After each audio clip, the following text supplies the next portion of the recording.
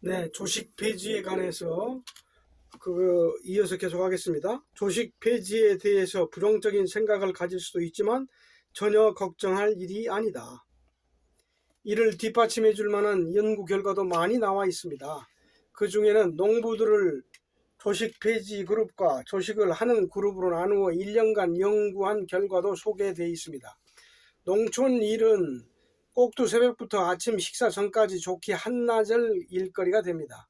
아침을 처음 거르고 약 3개월까지는 배가 고파서 오전 일과를 하기가 힘들었지만 그 뒤부터는 완전히 적응돼서 배고픔이 사라지고 일하는 부담이 없고 건강에도 전혀 무리가 없었다는 의학적인 보고가 있습니다. 조식 폐지는 건강을 위해서도 공부를 위해서도 환경을 위해서도 커다란 도움이 됩니다. 지금까지 알려진 바에 의하면 인간의 3대 본능으로 성욕, 식욕, 수면욕을 듭니다. 지금까지 우리는 교육을 통해서 이것을 본능이라고 배워왔지만 마음을 움직이지 않게 하는 고요를 공부하다 보면 이것이 전혀 근거 없는 사실임을 깨닫게 됩니다. 이것을 충족시켜주지 않으면 육체가 반란을 일으키게 된다는 기존의 논리에 대해서 다시 한번 깊이 생각해 볼 필요가 있습니다. 마음 공부를 하다 보면 이 모두가 생각에 의해 파생되는 착각임을 분명히 알 수 있습니다. 이것은 순전히 마음을 움직인 결과일 뿐입니다. 한번 시험해 봅시다. 도색 잡지라든가 성인 영화를 생각 없이 그냥 쳐다보고 있으면 마음이 움직임이 전혀 없습니다. 생각이 움직이기 때문에 욕망에 걸려들어 포로가 되기 시작하는 것입니다. 생각이 돌아가기 시작하면 온갖 상상력이 총동원되면서 감각신경을 자극하게 됩니다.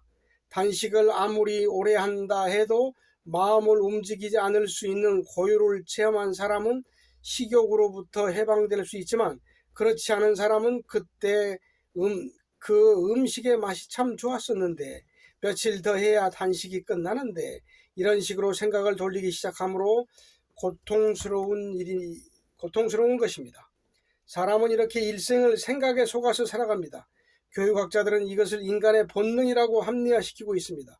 본능이므로 실수를 한다 해도 어쩔 수 없다는 묵시적인 암시가 문란한 사회 분위기와 맞물려서 성도덕을 위기로 몰아가고 있는 것입니다. 본성이라는 그럴듯한 대명분 안에 급속히 증가하는 성범죄하며 대낮에 대중이 오가는 공원가에서 벌어지는 젊은 남녀 간의 낯뜨거운 장면들을 쉽게 목격할 수 있습니다. 잘못 가도 한참 잘못 가고 있는 것입니다. 한창 지성에 목말라 몸부림쳐도 부족한 젊은 시절에 감성적인 유혹에 젖어 들어가는 젊은이들의 모습이 측은하기까지 합니다. 사람에게는 마음의 움직임을 멈추고 본래의 자연스러운 상태로 돌아가려는 감정 통제 기능이 있기 때문에 그 기능을 되찾아 줄 수 있는 공부가 필요한 것이고 스승이 필요한 것입니다. 여성의 아름다움을 칭찬해 주고자 할 때에도 느낌은 가지고 있되 표현과 기법이 조화되어야 합니다. 감정 통제력이 허약해서는 큰 일은 둘째하고 작은 일도 이루기 어렵습니다. 섣부른 서양 성문화 풍습을 그렇게 받아들였다가는 나라가 온전해질 수 없습니다. 그리고 육체적인 감정 표현을 묵인해주는 국가는 국민의 정신의식 사이클이 낮아지므로 온전한 힘을 낼 수가 없습니다. 세 가지 욕구는 절대 본능이 아닙니다. 조식 폐지를 함으로써 식욕의 정체에 눈을 뜨게 되면 수면 시간도 보통 2시간 내에서 3시간 짧아집니다. 그리고 세 끼를 다 먹고 몸에 비상이 걸린 상태에서 잠자리에 드는 것과 2끼만 먹고 편안하게 자는 사람과는 수면 효과에서도 현저한 차이가 있습니다. 그리고 성적인 욕망으로부터 한결 벗어나게 됩니다. 특히 자아가 강한 사람은 밤을 좋아해서 밤이 되면 기운이 더 나지만 자아가 없는 사람일수록 밤이 싫어지고 새벽을 좋아하게 됩니다. 본능에 속지 말아야 할 것입니다. 이것 때문에 간이 나빠지게 되며 당뇨병 등의 성인병의 생리적인 약점을 보이게 되는 것입니다. 미국의 어떤 의사가 작성한 연구 보고서에 의하면 우리가 먹는 음식물의 90%가 과잉 섭취라고 합니다. 그 결과 사회 활동을 하느라 몸이 지치는 것이 아니고 음식을 소화시키려다 지쳐버린다고 합니다. 그러니까 먹은 음식의 90%에 이르는 에너지가 음식을 소화시키는 일에 소비된다는 결론입니다. 암에 걸리는 원인도 알고 보면 음식을 지나치게 탐하는 데 있습니다. 그러니 소식을 해야 합니다. 그것도 채식 위주로 말입니다. 조식을 폐지하면 한 끼만 굶는 것 같지만 전체적인 식사량을 놓고 보면 두 끼를 굶는 효과가 있습니다. 아침을 굶는다 해서 점심 때는 더 많이 먹게 될 것 같지만 오히려 식사량이 줄어듭니다. 저녁 식사도 마찬가지입니다. 이렇게 점심, 저녁 식사에서 또다시 감량되는 음식의 양은 한 끼 정도의 식사량과 맞먹습니다. 이렇게 소식해서 줄어든 음식이 장을 통과하면서 영양소가 완전히 흡수되면 변 냄새가 현저히 옅어집니다. 변 냄새가 많이 나는 이유는 음식이 잘 sak여져서 흡수가 잘 돼야 하는데 너무 많은 영양 물질을 섭취하다 보니 완전히 삭아서 발효되기 전에 그대로 배출시키기 때문입니다. 그 다음으로는 육식을 한 뒤에 장내 부패를 들 수 있습니다. 그래서 육식을 하는 서양인들이 수세식 화장실을 만들어낸 이유는 육식으로 인하여 변 냄새가 진동하므로 때마다 물로 깨끗이 씻어낼 수밖에 없기 때문입니다. 우리네 조상들의 전통적인 식생활처럼 소식 내지는 조식 폐지하는 그것도 채식 위주의 식단이기 때문에 식사량도 적고 소화율도 높습니다. 그리고 섬유질만 남겨 배출시키므로 냄새가 거의 나지 않습니다.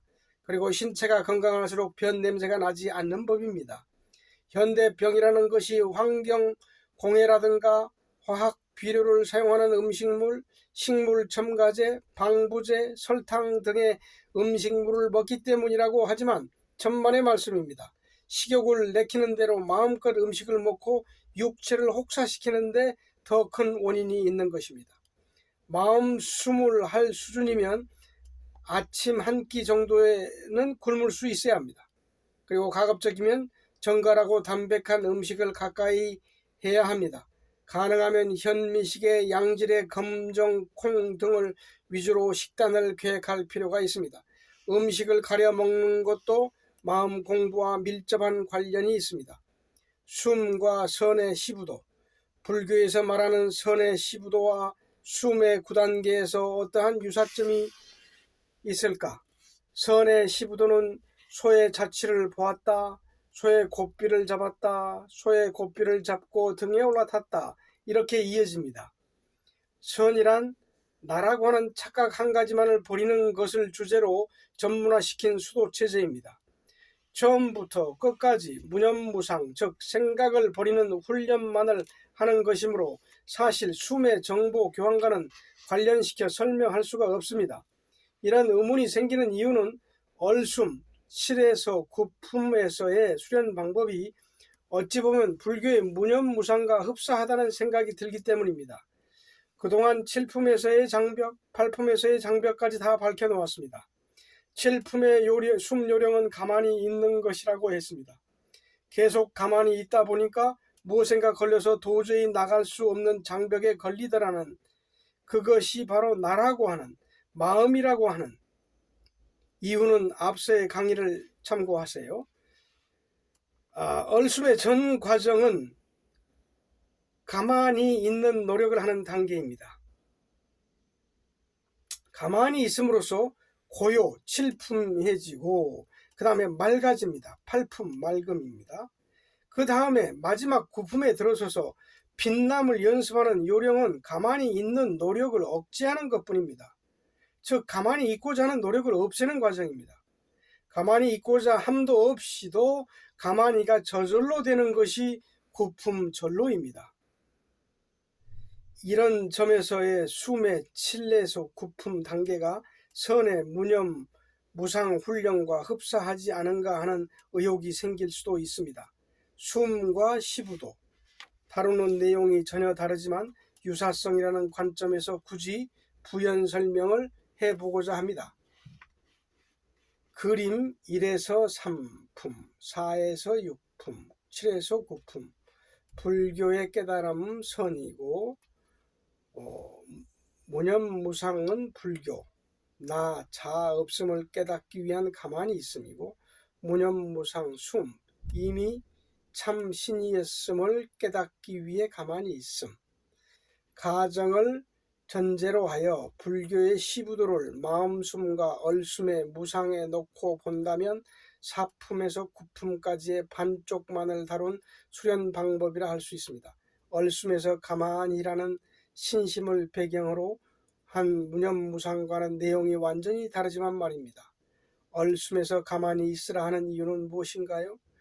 불교에서는 나 없음을 깨닫기 위한 무념무상이고, 숨은 내가 참 힘임을 깨닫기 위해서 가만히 있으라고 하는 무념무상입니다. 이유는 1에서 6품까지 숨을 해본 결과 마음은 더 닦지 않아도 원래가 참 마음이라는 것이 확인됐으므로 얼숨에서는 가만히만 두면 참 마음이더라라는 사실만 확인하면 되기 때문입니다.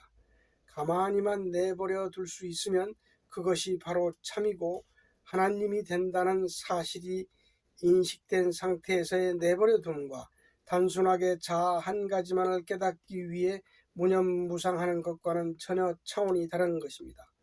불교의 무념무상을 통해서 깨달은 사람의 위치가 숨에 어디쯤 되느냐고 묻는다면 사품에서 육품에 해당된다고 보지만, 그것도 잘 봐줘서 마음숨 내용의 2분의 1 수준이라 할 수 있습니다. 불교에서 견성했다고 하는 스님들의 경지는 4에서 6품 정도라 할 수 있습니다. 실제 세계인 7에서 9품은 상상도 못할 뿐더러 선의 방법으로는 올라갈 수도 없는 경지입니다. 달마 이래로 해가 승찬, 육조, 해능, 그리고 중간에 임재나 조조, 벽장 이렇게 내려오면서 우리나라의 조계종에 이르기까지 그 많은 조사들의 깨달음의 내용은 자신의 마음이 신이라는 경지에 크게 못 미칩니다. 깨달아서 나 없음의 상태까지 올라설 정도라면 참으로 대단한 경지요, 대단한 실력입니다. 그 정도의 능력이라면 능히 구품까지 올라올 수 있는 실력자들인데도 왜 겨우 그 정도 수준에서 머물러서 초라한 인생을 살다 가느냐는 것입니다. 특별한 장애가 없다면 그 정도 훈련만 가지고도 구품의 경지까지도 갈 수 있었던 인물들이었습니다. 구품에서 참마음을 밝혀놓기만 하면 이것으로 타심통, 성명통, 기적통, 천지통 등을 이룰 수가 있습니다. 문제는 한 가지입니다. 나 없음, 자아 없음을 깨달았다는 사실 하나에 만족하여 이젠 됐다, 이제 불생불멸이니 내가 죽을 일도 없다, 이렇게 생각하고 살다가 가는 것입니다. 중국이든 어디든 영내에 내려오는 깨달았다는 많은 스님들도 하나같이 이 장벽에 걸려 넘어졌습니다. 참으로 불행한 일이 아닐 수 없습니다. 온갖 고행을 마다하지 않고 실력을 닦은 그 노력들이 얼마나 아까운가요? 왜 그렇게 되었는가?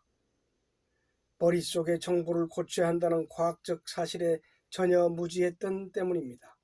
마음이 물리적인 실체요, 신비한 능력을 가지고 있는 마음 자체가 참 빛이요, 참 힘이라는 이러한 정보를 상상조차도 못해보고 견성한 사람의 육체는 평범한 사람과 다름없으므로 언젠가는 죽을 수밖에 없다고 스스로 한정시켰기 때문입니다. 나 없음도 봐야 하겠지만 여기에서 다시 마음이 참이라는 사실까지 갔어야 했습니다. 그렇게 견성한 스님들의 머릿속에는 자기 자신의 마음이 참빛이라는 사실을 추독 알지 못한 채 견성 한 가지만 만족하고 살다 죽는 것이 천고의 진리인 양 못 박아두고 있습니다. 때문에 혹여 진정으로 깨닫는다 해도 얻게 될 능력을 쓸 수가 없는 것입니다. 얻게 된 능력을 쓸 수가 없는 것입니다. 두뇌 구조가 견성에 대한 선입관에 젖어 있기 때문에 공부하는 과정에서 설사 뭐가 될 일조차 안 되는 것입니다. 여기에서 묘한 아쉬움을 발견할 수가 있습니다. 인간이 태어나면 죽을 수밖에 없다는 관념이 마음에 입력돼 있다 해도 선을 열심히 하다 보면 능력과 관계되는 여러 가지 유사한 경험을 많이 하게 되는데 의도적으로 그것들을 모두 없애버린다는 점입니다. 그것이 바로 참 빛이 나타나는 일련의 과정들임에도 불구하고 다 무시해버린 채 오로지 나 없음을 보는 것만을 중요시하는 것입니다. 그래서 불교가 영원히 반쪽의 종교로 남아있게 되는 것입니다. 석가를 제외한 모든 조사들이 그러한 관념들을 만들어낸 것입니다. 여하튼 불교의 무념무상과 숨은 도저히 끼워 맞출 방법이 없습니다. 불교의 시부도와 숨에서 다루는 고요와는 전혀 다릅니다. 숨은 1에서 9품까지 마음이라는 물리적인 실체가 가지고 있는 에너지의 양, 고요의 양만을 가지고 평가하기 때문입니다. 21세기에는 종교의 베일을 자기 스스로 벗겨내는 사람들만의 세상이 열릴 것입니다. 따라서 스스로 벗겨내지 않고 누군가가 만들어 놓은 것에 의지하는 샤머니즘적인 수도의 방법들은 더 이상 설 자리가 없게 될 것입니다. 네, 감사합니다.